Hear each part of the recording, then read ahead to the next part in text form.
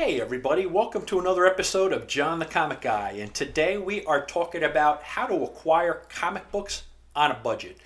I have been doing this for 48 years, and I started out buying from a newsstand, then specialty stores, then ultimately graduated to buying out some smaller collections, and then ultimately in the 90s after the big boom, I started buying out stores that were going out of business. So literally I would load up a Dodge Caravan with 20, 30, 40 boxes at a time, and just buying out collections. So that sort of taught me. But let's start from the beginning and just start discussing how you folks all acquire your comic collections. There are so many ways. Do you guys buy on eBay? Do you buy on whatnot? What do you do? Do you pay fair market value? I actually believe personally, if you're buying for your own collection, it's perfectly fine buying at fair market value, right? Everybody deserves to make some money. However, if you're buying to resell, there was a very wise man, and forgive me, I just don't remember his name, but he was in like the Little Falls area, Little Falls Toto area, and he was such a smart guy. And I was younger, I was in my 20s, and he says, John, if you're ultimately going to be being a dealer, it's not in what you sell the comics for. It's not in the selling. It's in the buying. And ultimately, I'm seeing what people pay in bulk prices, and that ultimately is really what is going to sustain a dealer. So it doesn't really matter if you're a dealer what you're selling it for. It really matters what you're buying it for. So really, that margin is critical. But if you're a collector, if you're not ever selling, I know a lot of people who said they never sold a comic book in their life and never plan to, then whatever you pay, it's just what you like, what you love, what you're enjoying, and that's the critical thing. But do you have trading networks? Have you established local trading networks? So I would say, right, this channel has a lot of my friends. A lot of you guys know that we do trading, and I'm always open to trading. That has been one of the main ways that I acquire comic books. And I find it interesting also is when you're trading with a dealer, their mindset is very different. So if you have a trading network of friends that are all comic book lovers, it's a little different. And everybody kind of wants like for like. And that's all great. When you're dealing with a dealer, and the dealer is not emotionally attached to their inventory, it's just a little bit different. The dealers think about how and what can I move? How can I move it? And how fast can I move it, right? They're trying to turn it around fast. So I have found if I have some books and I'm trading it with a dealer, one, I will know very quickly if they can't move it. If they can't move it, they're not giving the inventory I'm trying to trade any notice. If they can move it, I often think I'm so surprised that they're taking newer books that are hot books that they know they can sell very, very quickly, and they're willing to trade me Silver Age, sometimes even Golden Age. I remember a previous episode, I showed you my old Golden Age Human Torch, number 36, that I traded with a dealer for the Wolverine miniseries, and he said to me, John, I am not attached to this book. I'm going to move that Wolverine miniseries at a lesser price quickly than that single Golden Age Human Torch that's more expensive that there's a limited market to. And then it clicked on me. It's like, wow, that makes perfect sense. So I'm just curious how you all collect, how you all acquire books, and I'm going to show you a couple of books that I have gotten through trades. Now, one of my viewers, one of my viewers that happens to be one of my oldest comic book buddies, Howard Bender, and I'm going to show you a comic last that Howard and I traded for that I to this day love, and I will appreciate it forever. But I would say if you are not near me and are not a part of my network of traders, if you can, reach out to some local friends, or when you go to a convention, consider trading books with them. Pick out the books that you no longer like. For me, I am very OCD, and really with space, I have a limited amount of space. I don't want every single comic book ever printed. I just don't have the room for it. I don't have the desire for that. I only want to collect what I enjoy. I typically like superhero books and horror books. I would always enjoy getting Golden Age comics, but Where I can't get a Golden Age, I'll go Silver Age. In fact, previously, I always thought, and I'm not like this now, right now I'm buying collections, but about 25, 30 years ago, in my mind, I would only pay cash for a Golden Age book. If it was a Silver Age book, unless it was a major key, I would only trade. And with modern books, and again, I don't think this way anymore, but with modern books, I would only acquire them through luck of the draw within a major comic collection acquisition. So that was my mentality 30 years ago. To a certain extent, a little variant, but now, of course, I'm willing to pay for any book that I want, and I always strive to just buy collections. But let me show you a couple of the books that I got, just to give you the impression, to give you the idea on what I collect, why I collect them, how I collected them, and what my mentality has been. You've seen this book shown a couple of times, but this is a book that I got at a comic convention and I traded for it. It was not graded at the time. I got it graded, right? But so I think it might have been like $75 worth of modern books that I traded. Out of all fairness, I traded most of these during that real, when the bubble burst and everybody was thinking comic books were gonna be gone. At that point, whether comic books survived or not, in my world, I just enjoyed comic books, right? So you know how everybody says, collect what you like. Do what you enjoy and collect what you like. I tell you, that is so true. I was just collecting what I like. The comic business could have gone out of business, but I didn't panic and I didn't care. I was just picking up stuff I enjoyed. So at the time, I got this for $75 worth of trades.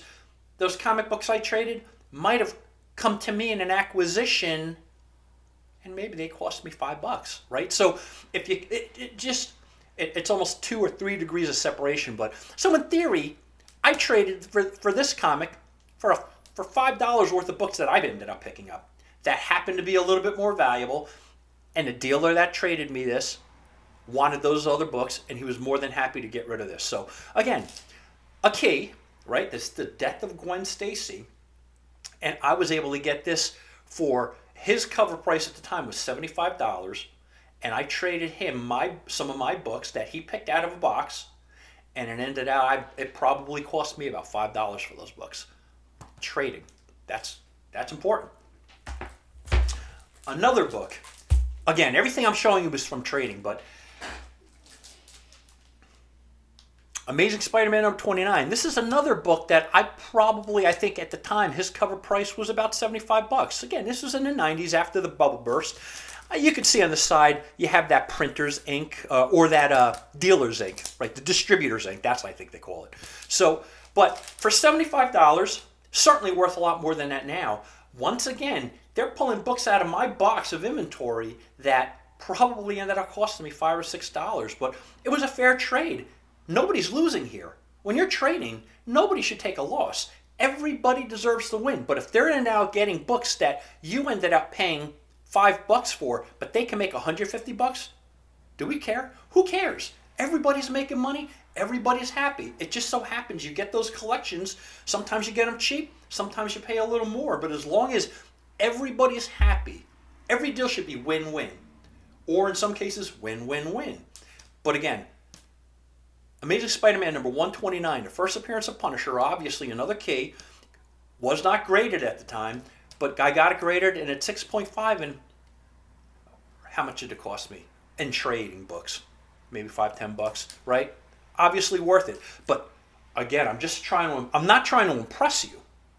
I'm trying to impress upon you the point that you can get keys relatively cheap as long as you always have your eyes open and you end out getting, if you end out being willing to trade some of your books. If you're never willing to trade a comic, if you're never willing to trade comics in your collection or your excess inventory, well, then trading is out.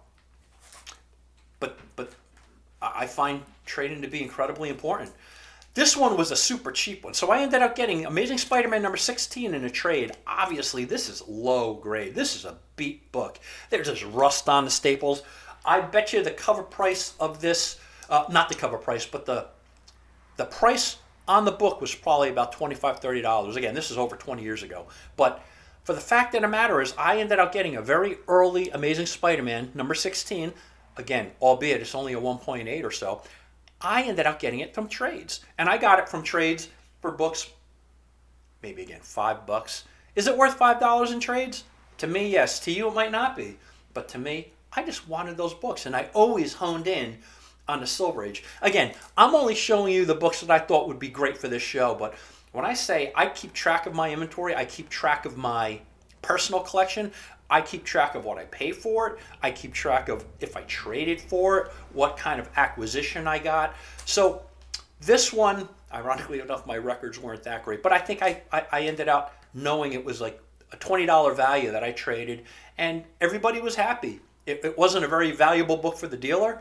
I got something I wanted to fill a part of my collection, and the trades obviously didn't cost me too much. But Amazing Spider-Man 16, done through trades, and I did it relatively unscathed.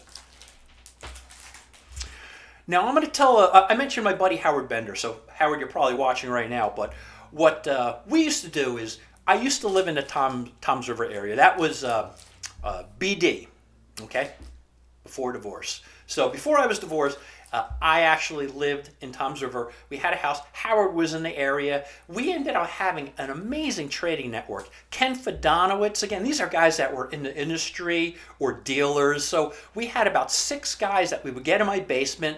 Guys would bring chips. I would have soda. We would hang out and trade. At the time, I probably had like 40 long boxes in my basement of just excess inventory. Most of them were filler, but these guys would end out pulling stuff out. They would bring books, and if you haven't set up your own trading network, guys, you are missing out. Set up a trading network, get together, even if it's poolside, or if it's in your basement, or in your living room, rain or shine. Once a month, set it up with a local network of guys, and if you're local to me, and you want to do it with, you want to kind of set up a network or be included in our trading network, or if you didn't, for some reason, know that I like to trade, reach out to me. Let's trade. I don't need cash. I want to trade. I enjoy comic books. But I would have pulps, comics. These guys would bring great stuff. Sometimes they bring graphic novels. Again, it's not a matter of anything but just trading stuff that people are going to enjoy. And this is one of the books that I'm going to show you that I got from Howard. Before I do that, I got to tell you a little story because Howard is such a great guy. He's such a kind man. He one time he acquired a coverless copy of Marvel Comics #1, the very first Marvel publication. And at the time, in Pemberton, New Jersey, there was a great store called Excellent Adventures, Maddie and John. And I think they have a store, if I gotta believe they're still in business. They were so good at what they did. But I think they have a store like in the Albany area, Albany, New York. They moved. Their wonderful dad ended up passing. They ended up moving up north. So there, I believe, if they're still in business, they have Excellent Adventures in Albany. If they do still have that store, if you are in that area, I tell you, those guys are awesome, right? You know how I like to shout out when people are fantastic. They were fantastic. However, they ended up connecting with Howard, and he sold them the copy of Marvel Comics #1 for about $500. Now, as we all know, that book is worth far more now. And again, it was coverless, but man, I would have loved it. You know, in my day, if I knew Howard at the time, I would have loved to have bought it. It's like, oh my God, Howard, I wish I had that. So I wish I had the first Marvel Comics #1 coverless. Now people have those facsimile covers. I would have gotten a beautiful facsimile cover for it, but it's like, I suspect as I'm saying this on this recording, he's hearing it and rolling his eyes. But Howard, I love you, man. I wish I had that book, but Marvel Comics #1. Wow, do I wish I had that. But So this is the man that traded me this book, and I saw this and I really enjoyed it. As you guys probably know, I enjoy good girl books. I love the art. So we were trading. I don't know what he ended up taking out of my collection, but ultimately I didn't care about it. It was out of my inventory. It was out of my 40 long boxes of stuff. he ended up trading me this, and I am so delighted with it. Wow Comics number 29.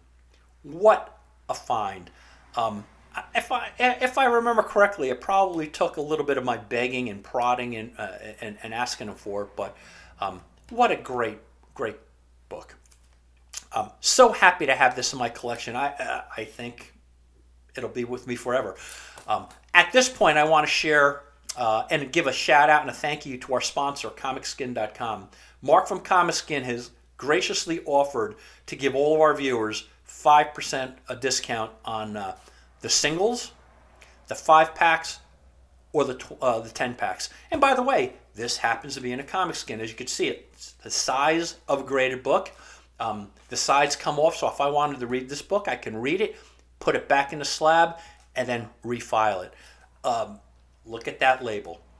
I personally like to color code my label to be as complementary as possible to the comic itself. So you can see how I complemented that with a red and yellow label. But I love it. Anyway, comicskin.com.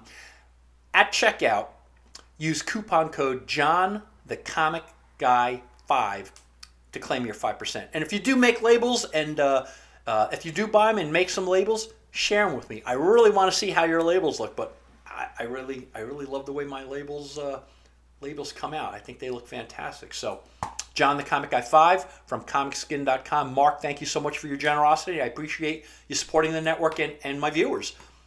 But Howard, I know you remember this book. I love it. It's actually in very nice shape. It's I'd say a 6.0, so I think it's in fine condition. Really nice. Really nice find. All right, so here's my last trade to show. I think I've showed a lot of the keys. Again, I've done this all with trades, and I did not pay a penny other than the inventory that I initially got. This one was a trade that the book price at the time, so this is probably about 30 years, book price was about $125, and I did trade. So I ended up probably trading some Silver Age books for it. But this is a key. I love this Batman. What is this? This is the first appearance of Deadshot. So at the time, I was really not focused on keys. Again, this is 30 years, right? So at that time, I was like 20 or 18 years collecting. I wasn't really as focused on keys. I was just focused on Silver and Golden Age books, specifically Golden Age books. And I had an opportunity to pick this. I love the color. The rendering of that color. Look at that. It's just so beautiful. So I ended up picking this up, and probably about 15 years ago, again, 15 years after I had this in my collection, found out that this was a key and actually had some value. But if anything, I hope that impresses upon you that you really can build your collection and make it quite valuable, quite enjoyable on a budget.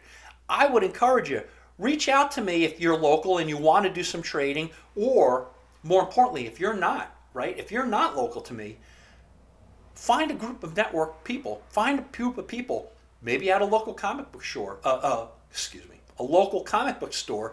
If you meet any of those people, maybe you could set up a trading network with them. I will tell you, I haven't bought a new comic off the stands in over 20 years. I end up getting all the books I want in acquisitions that I pick up. So I have nothing against picking things up at a newsstand or a comic store. I have so many books. I have so many boxes. That's just not what excites me. Getting books like this excite me. Going to comic conventions and trading or buying, that excites me. Being a dealer excites me. So I would say figure out your niche. Figure out what is important to you. Figure out what kind of books you want to hone in on. And my advice to you is, I would encourage you, find a trading network, and have that awareness. If you are buying for your own collection, it is perfectly fine being fair market value and buying fair market value. If you saw when I did that South Jersey Comic Con through Billy Beard, I bought books off of him, fair market value. Nothing wrong with that. But they're going to need to be a part of your collection.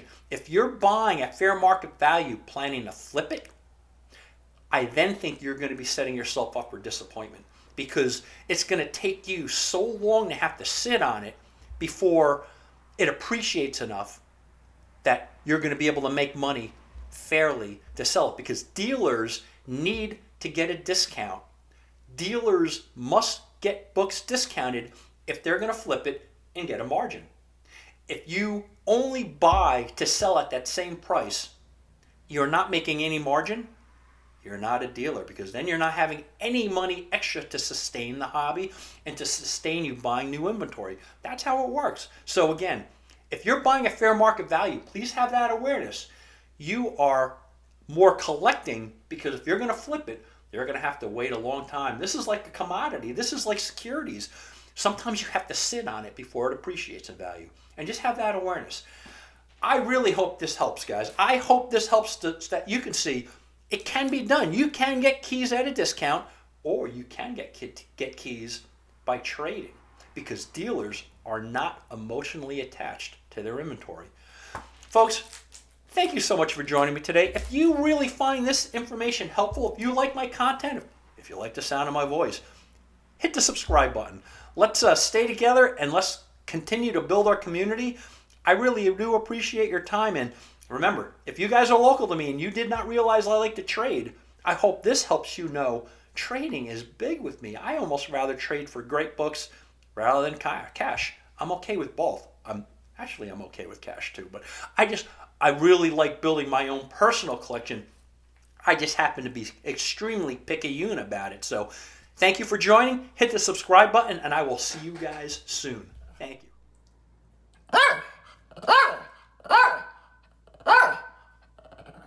Good girl.